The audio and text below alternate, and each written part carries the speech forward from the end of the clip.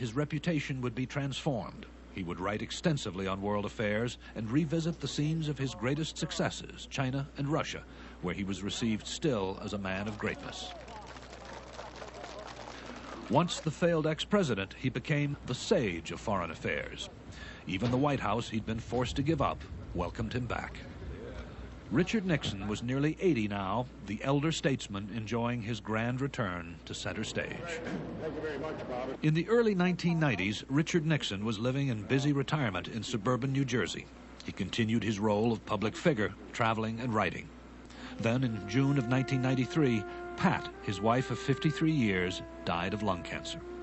The funeral was held at the Richard Nixon Library and birthplace in Yorba Linda, California, just 30 miles from where the two had first met and dated in 1938.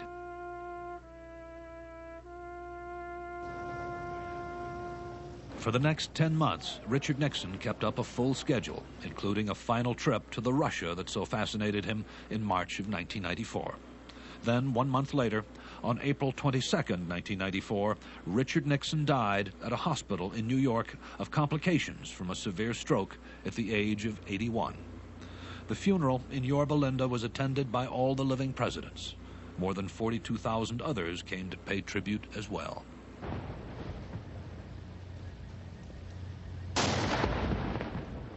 There was an affirmation at the funeral that he'd made it back, and everybody who had worked with him felt that they had worked for somebody for a reason. The Nixon administration, with all its mistakes, did some wonderful things, started some wonderful things. And Nixon, as a man, I think, redeemed himself at the end. I think every American over 30 years old is astonished at this outpouring of affection and emotion for Richard Nixon. And thinking back to the summer of 1974, no one could have predicted it except one person. And I think he saw it. I think that he landed in California after the resignation, and he devoted himself to this moment, to making this moment happen, and he's done it. He became not just an elder statesman. To everyone's amazement except his, he's our beloved elder statesman. Richard Nixon was buried next to Pat, beside his boyhood home at the library and birthplace, back where he began. His life had spanned and helped define the America of the 20th century. Born before World War I, he grew up in the Depression and arrived on the national scene at World War II's end. He shaped American politics for the next 30 years, a figure larger than life, but more obviously human than any other politician of his time. For those 30 years, no one was indifferent on the subject of Richard Nixon. His name elicited instant passion. If this has softened, now that it's been 20 years since he left the White House, the question of who Richard Nixon was only seems to sharpen. There was a man with very, very high intellect, big format, you might say. And that was one Nixon.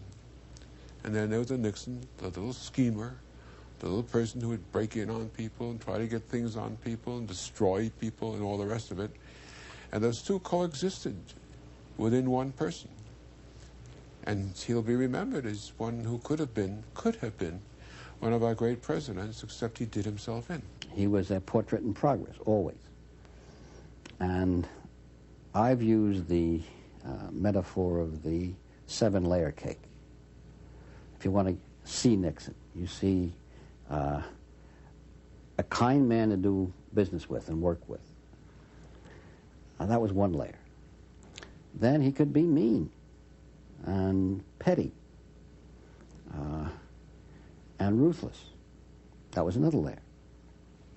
Then he could be the long-headed statesman and see noble goals.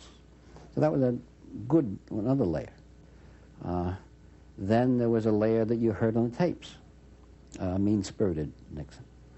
And there are a couple of more layers that I never even ran into.